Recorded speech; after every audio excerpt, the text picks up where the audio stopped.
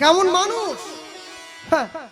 শুধু কীর্তনে গিয়ে ঝাঁটা কোথা রাখবো, জুতো কোথা রাখবো, নারকলের কেন 6টা ফুটো, ও জেনে আমার বাবা কি হ্যাঁ, আসলে সুর কেন পিছন দিকে আছে, এ তত্ত্বই লোক।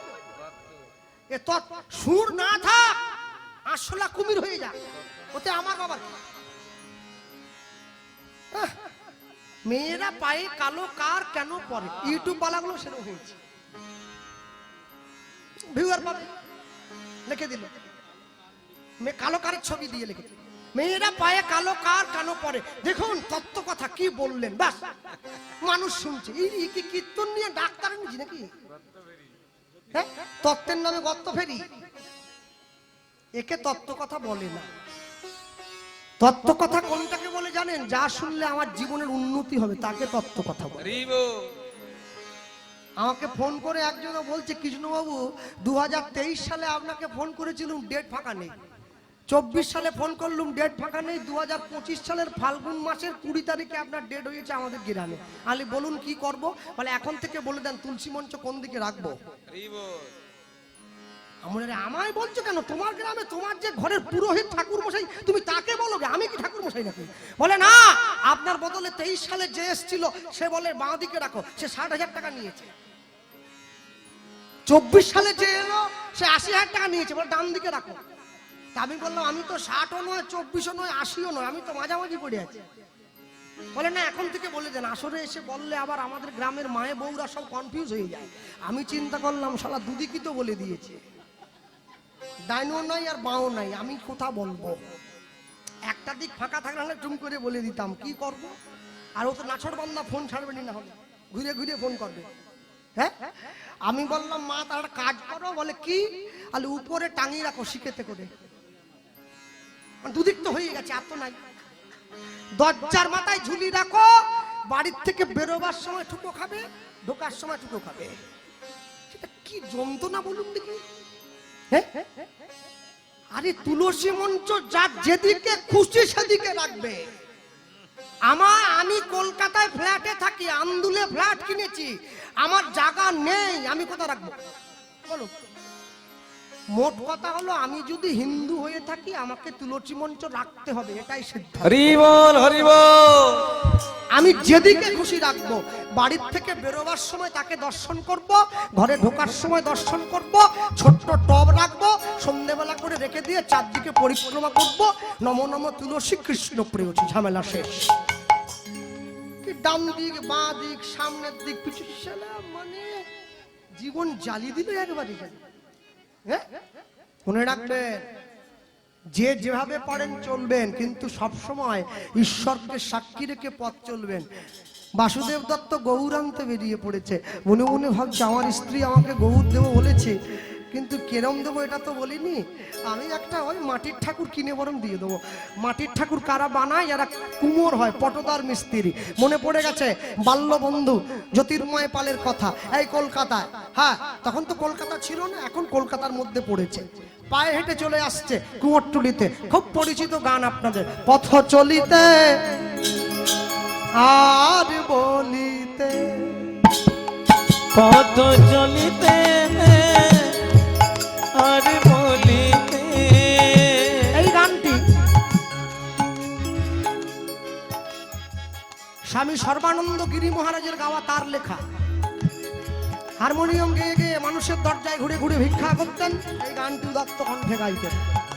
পথ চলিতে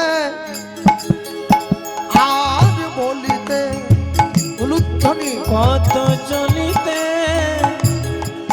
আর বলিতে, তুমি গাহ গাহ কৃষ্ণ নাম, মধুর নাম, হরি নাম। তুমি গাও গাও কৃষ্ণ নাম, মধুর নাম, হরি নাম।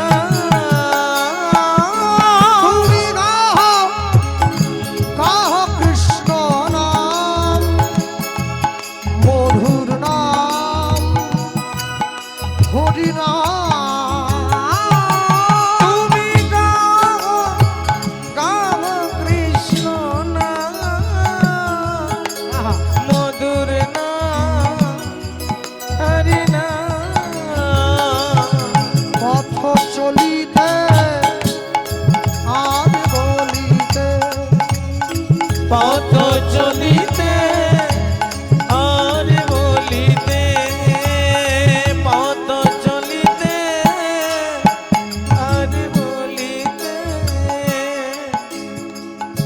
সম্মুখে আধার রাত্রি ওগো তুমি যে পথযাত্রী সম্মুখে আধার রাত্রি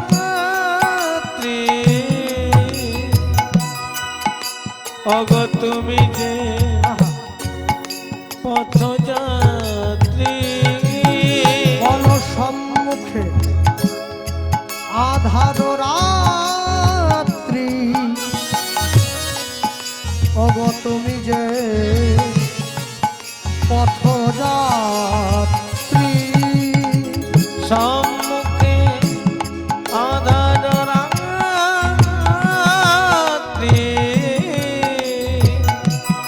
অগ তুমি যে পথযাত্রী কথা বলিতে তার নাম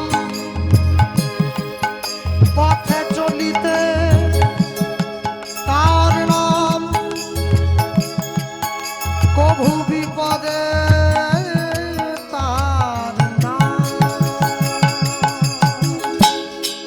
পথ চলিতে আর বলিতে পথ চলিতে আর বলিতে তোমরা গাহো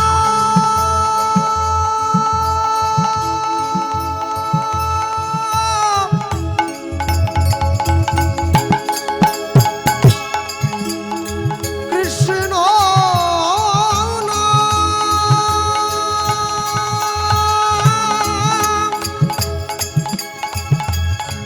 মধুর নাম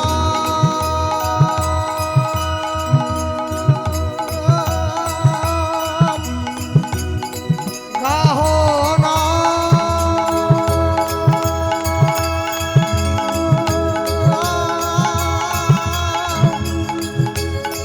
গাহো নাম গাহো হরি হরি নাম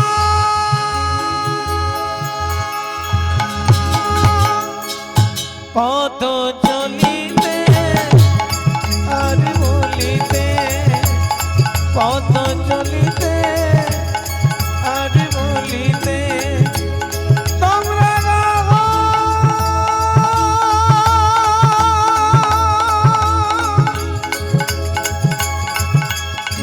হরি নাম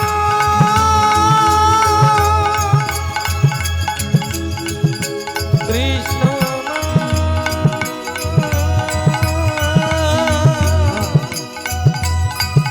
মধুর নাম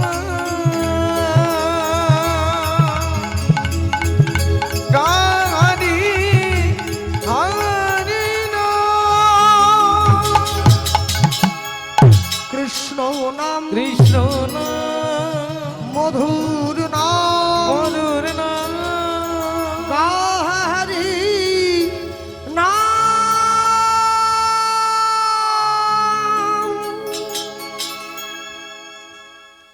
এক পা দুপা করে পায়ে হেঁটে চলতে চলতে ছুটে চলে এসেছে বাল্য বন্ধু জ্যোতির্ময় পালের বাড়ির দরজায়। জ্যোতির্ময় পালের বাড়ির দরজায় দাঁড়িয়ে বাসুদেব দত্ত চিৎকার করে ডাক দিয়ে বলে উঠলো, জ্যোতির্ময় ঘরে আছো? জ্যোতির্ময় জ্যোতির্ময় পাল ছুটে গিয়ে দরজা খুলে দিয়েছে। কি রে বন্ধু, আয় ঘরে আয়। বিপদের দিনে পাশে এসে যে দাঁড়ায় তাকে বন্ধু বলে বলা হয়। বিপদের দিনে নিজের পকেটের পয়সা খরচ করে যে আপনার উপকার করে ওকে বলে বান্ধব। আপনার আত্মার সঙ্গে যখন তার আত্মার মিল হয়ে যায় তখন তাকে বলে আত্মীয়। আত্মার সঙ্গে যখন আত্মার মিল হয়ে যায় তখন তাকে বলে আত্মীয়। আর আত্মীয় যখন আপনাকে ভগবানের পথে নিয়ে যাওয়ার জন্য সাহায্য করে তখন সে আপনার পরমাত্মীয়। আর মাসে মাসে করে এসে 6 মাসে 9 মাসে এসে যে আপনার বাড়িতে পোল্ট্রি মুরগি খেয়ে চলে গিয়ে আপনার পয়সা ধ্বংস করে ওকে বলে কুটুম।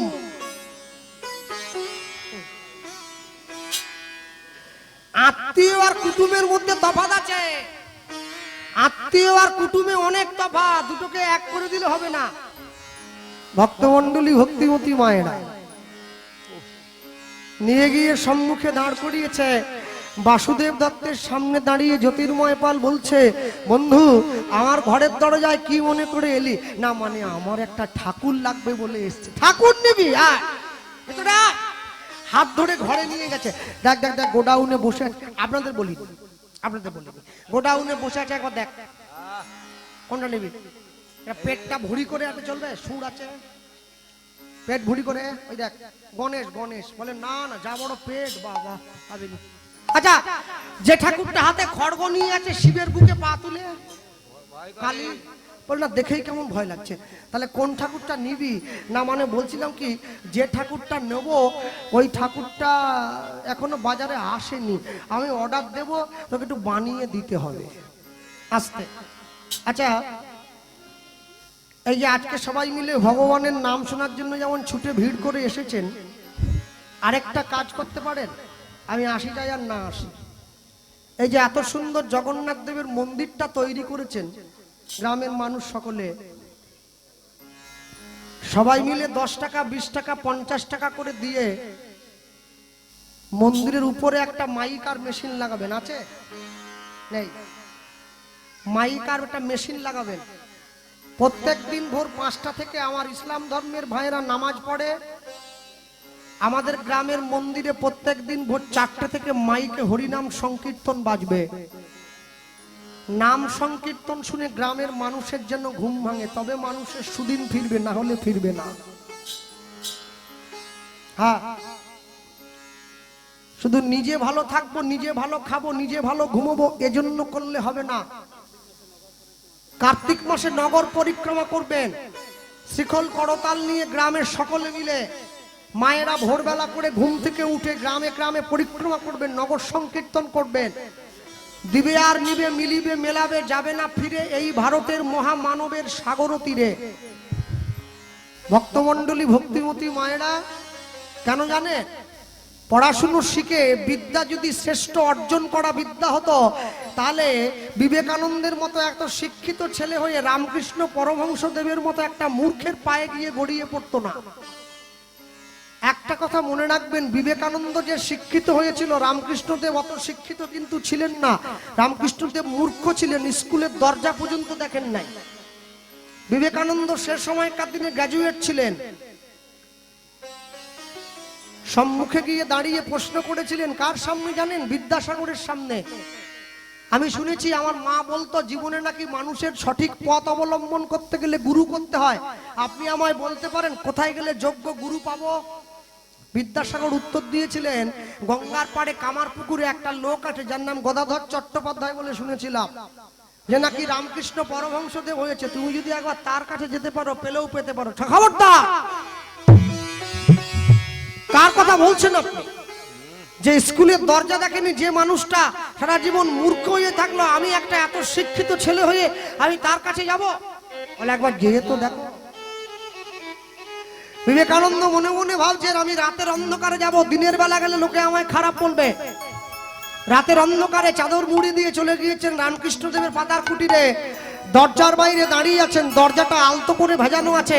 বিবেকানন্দ দরজার আড়াল থেকে তাকিয়ে দেখছে রামকৃষ্ণ পরমহংসদেব অন্ধকার ঘরে একটা ছোট্ট প্রদীপ জ্বালিয়ে বসে একটা কাগজের উপরে খসখস করে কি যেন লিখে চলে যাচ্ছে। চমকে উঠলেন।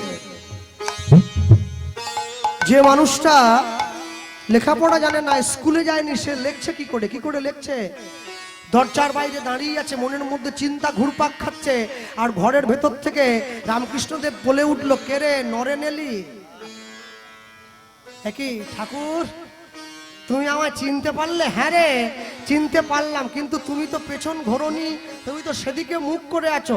না না, তুই ঠিক বলেছিস, পেছন আমি ঘুরিনি, কিন্তু কি করে চিনলাম জানিস? কি করে চিনলে? আমার নাকে একটা পচা গন্ধ এসে লাগলো, বুঝলাম তুই এসেছিস। কি বললে? আমার গায়ে পচা গন্ধ? না না, তোর গায়ে নয় রে, তোর মনে। আমার মনে? হ্যাঁ, এত অহংকার জমে গেছে তোর মনে, অহংকারটা পচে গেছে রে নরেন, দুর্গন্ধ বেরোচ্ছে। ঠাকুর আমি না, ঘরে আসিস নি, দাঁড়া, আমার ঘরে মা আছে, তুই ঢুকলে মা বেরিয়ে চলে যাবে, আমি বাইরে আসছি। বিবেকানন্দ মনে মনে ভাবছে এ কেমন গুরুদেব। হ্যাঁ, ঘরের বাইরে বেরিয়ে এসেছে, বিবেকানন্দ প্রণাম করতে গেছে, রামকৃষ্ণদেব বলছে পায়ে হাত দিসনি বাবা, দূরে প্রণাম কর। ঠাকুর আমাকে সবাই প্রণাম করে, এত ছেলে মেয়েকে আমি পড়াই, আর তুমি কি না বলছো, তুমি একটা মূর্খ মানুষ হয়ে আমাকে বলছো আমি তোমার পায়ে হাত দেবো না। বলে আমি মূর্খ বলেই তোকে বলছি তুই আমার পায়ে হাত দিসনি, আমি শিক্ষিত হলে তোর প্রণাম নিয়ে নিতাম। ও ঠাকুর আমাকে কি দীক্ষা দেবে? না না, তুই তো শিক্ষিত ছেলে, আমি তো মূর্খ, তুই কি আমার কাছে দীক্ষা নিবি, তোর বিবেকে বাঁধবে না? বলে হ্যাঁ বাঁধবে। তাহলে বিবেকে যদি বাঁধবে তাহলে এলি কেন? না কেন এলাম জানো? তুমি তো নিজেই উত্তর দিলে, গুরু হলে হবে না, শিষ্যটাও তো সেরকম হতে হবে। তুমি তো নিজেই বললে আমার মনের অহংকারের নর্দমাটা পচে গিয়েছে, সেখান থেকে পচা গন্ধ বেরোচ্ছে। ও ঠাকুর তুমি কি পারো না মেশিন বসিয়ে নর্দমার জলটাকে ছেঁকে একটু ভালো জল ভরে দিতে? রামকৃষ্ণকে বুঝে নিয়েছে ছেলেটা শিক্ষিত শুধু নয়, বিবেকের জাগ্রতটাও কিছু, চেতনাটা ঠিক আছে। আয় কাছে আয়, বুকে জড়িয়ে ধরেছে। আজ থেকে তুই নরেন্দ্রনাথ দত্ত নয়, বিবেকটা সদা সদা তোর আনন্দে পরিপূর্ণ থাকবে, তোর নাম হবে বিবেকানন্দ। রামকৃষ্ণ পরমহংসদেবের আশীর্বাদ মাথায় নিয়ে ছেলেটা চলে গিয়েছিল আমেরিকা চিকাগো ধর্মসভায় হিন্দু সনাতন ধর্মের মান উন্নয়ন করার জন্য। সনাতন ধর্মের সম্মানকে বর্ধন করে দিয়ে একটা গাছের তলায় বসে আছে অনেকক্ষণ, সবাই এসে মানুষে বিবেকানন্দকে ধন্যবাদ জ্ঞাপন করছে। এমন সময় একটা মেয়ে এসে বিবেকানন্দকে বলছে সবাই আপনাকে অনেক কিছু দিচ্ছে, আমি আপনার কাছে একটা জিনিস চাইবো, আমায় দেবেন? বলে কি চাই তোমার? মেয়েটা বলে উঠছে আমি আপনাকে বিয়ে করতে চাই। আমি বিয়ে করব। বিবেকানন্দ বলছেন মা আমায় দেখে তুমি বুঝতে পারছো না আমি সন্ন্যাসী, গেরুয়া পোশাক পরেছি, মাথায় পাগড়ি দিয়েছি, পায়ে খড়ম পরেছি, তোমাকে বিয়ে করলে আমার ব্রহ্মচর্য নষ্ট হয়ে যাবে। মেয়েটা কাঁদতে কাঁদতে ঘুরে চলে যাচ্ছে।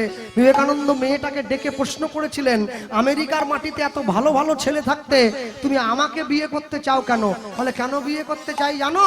একটা কারণে বিয়ে করতে চাই, কি? তোমার ঔরসে আমি তোমার মতো একটা তেজপূর্ণ সন্তানের জন্ম দেব। আমার ছেলে যখন রাস্তা দিয়ে হেঁটে চলে যাবে লোকে তাকিয়ে বলবে দেখো বিবেকানন্দের ছেলে হেঁটে যাচ্ছে, এটা শুনে গর্বে আমার বুকটা ভরে যাবে, এই জন্য তোমায় বিয়ে করতে চাই। এখনকার মেয়েগুলোকে দেখে আমি শুধু মনে ভাবি বাপের টাকায় মোটর সাইকেল কিনে 2 লাখ টাকার মোটর সাইকেলে 50 টাকার তেল, বাপের টাকায় মোটর সাইকেল, আর এদিকেও চুল নাই এদিকেও নাই, সরু করে একটু আছে, 3-4 রকম রং করা আছে। যখন স্কুল যাচ্ছে মেয়েগুলো ফাঁ করে সামনে দিয়ে চলে গেল একবারে, খুব জোর। বাবা লাল চুল, কানে দুল, ছেলে ভেরি বিউটিফুল।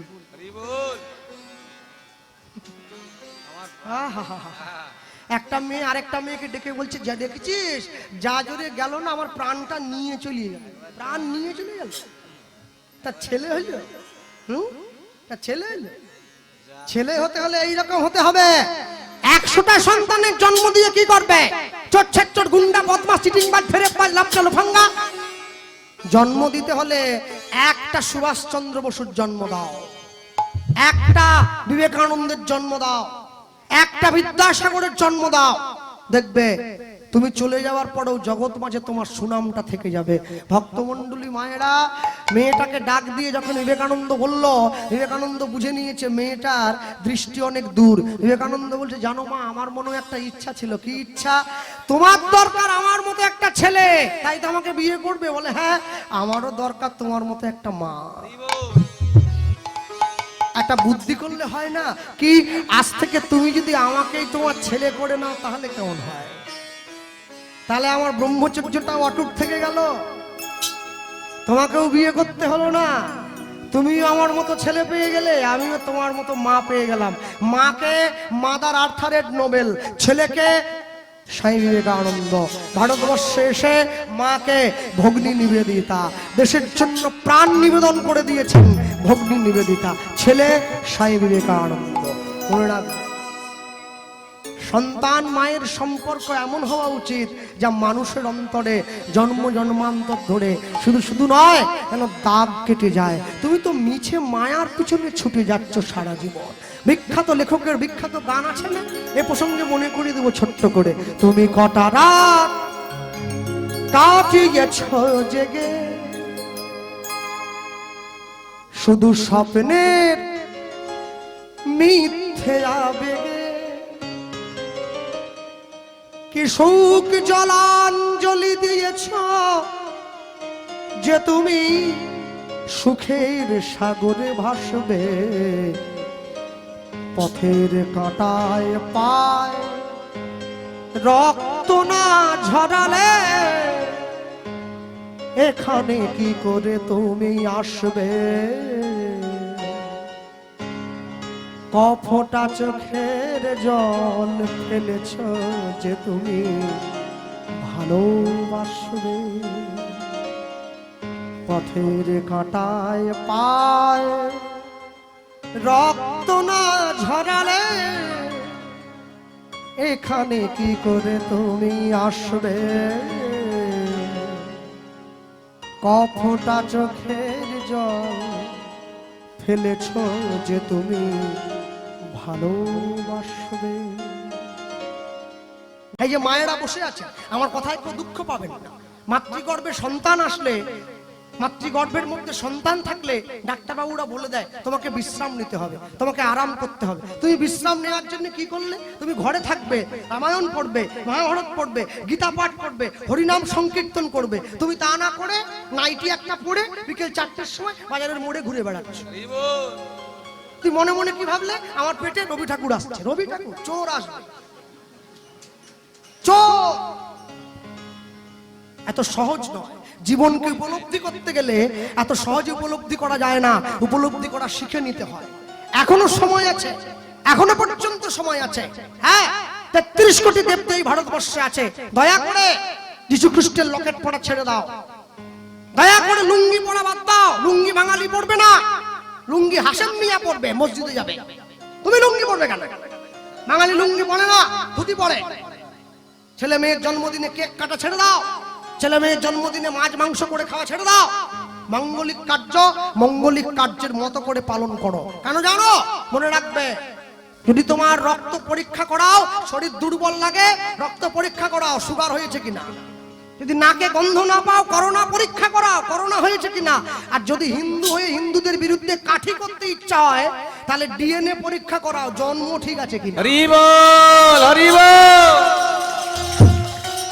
তা যদি না করতে পারো, তাহলে বুঝবে কোথাও না কোথাও ভেজাল একটা ঢুকে রয়েছে। তাহলে কাঠি করতে ইচ্ছে হচ্ছে কেন? হ্যাঁ, মন্দিরে গিয়ে পুজো করার লোক আছে, মন্দিরে গিয়ে প্রসাদ খাওয়ার লোক আছে, ভাসানের দিন ডিজে গান বাজিয়ে নাচার লোক আছে। ধর্মকে রক্ষা করার মানুষের খুব অভাব হয়ে পড়েছে। এখনো যদি উদাসীন হয়ে থাকো, পায়ের তলা থেকে একটু একটু করে মাটিটা সরে যাবে। একটা না একটা দিন এসে দেখবে মাটি সরে গিয়েছে। ফোনে রিচার্জের দাম বাড়ছে, দেখছো না? আমার মতো গরিব মানুষের পক্ষে ফোনে টাকা ভরা বিশাল ব্যাপার হয়ে যাবে। যেটা 150 টাকা ছিল 200 পেরিয়ে চলে গেছে। আর নেই, আর নেই। আজকে ফোনের টাকার দাম বাড়ছে কেন? মানুষের কথার দাম কমছে, তাই ফোনে টাকার দাম বেড়ে যাচ্ছে। মানুষ কথা দিয়ে কথা রাখে না, এক্ষুনি একরকম বলে, পরক্ষণে আরেক রকম বলে। সব সময় মনে রাখবে, জগতে যা কিছু করবে, যা কিছু করার চেষ্টা করবে, সবকিছুর মূলে ঈশ্বরকে সাক্ষী রাখবে। আর ঈশ্বরকে সাক্ষী রেখে জগতে পথ চলবে। হাসি মাখা বদনে, ছলো ছলো নয়নে, হাসি মাখা বদনে, ছলো ছলো নয়নে, আনন্দ কাননে মন রহুয়নি মা। হরি বলো, হরি বলো মন রে আমার, হরি বলো, হরি বলো মন রে আমার, হরি বল, হরি বল মন রে আমার। হাসি মাখা বদনে, চলো চলো নয়নে, হাসি মাখা বদনে, চলো চলো নয়নে, আনন্দ কাননে মন, আনন্দ কাননে মন, রঘু হরিবল হরিবল মন রে আমার হরিবল হরিবল মন রে আমার হরিবল হরিবল মন রে আমার গতি নাই এই হরি নাম ছাড়া কণ্ঠ ভরিয়া গাও হয়ে আত্মহারা এই গতি নাই হরি নাম ছাড়া কণ্ঠ ভরিয়া দাও হয়ে আত্মহারা ওই দেখো তোমার বন্ধু তরিতেছে ভব সিন্ধু ওই দেখো তোমার বন্ধু তরিতেছে ভব সিন্ধু ওই দেখো তোমার বন্ধু তরিতেছে ভব সিন্ধু ওই দেখো তোমার বন্ধু তরিতেছে ভব সিন্ধু হাত ধরে তোমায় সে ও গয়াত ধরে তোমায় সে করে দেবে পার হরিবল হরিবল মন রে আমার হরিবল হরিবল মন রে আমার হরিবল হরিবল মন রে আমার কেউ তো কারো নয় এ কথাটা সত্য তুমি ভেবেও দেখো মন সবাই অনিত্য কেউ তো যে সমস্ত ছেলে মেয়েরা বসে আছো যে সমস্ত মেয়েরা স্কুল কলেজে পড়ো মনে রাখবে সনাতন ধর্মের নারী জাতিকে যে সম্মান দেওয়া হয় দুর্গা পুজোর সময় মেয়েকে মা জ্ঞানে পূজা করা হয় কুমারী পুজোতে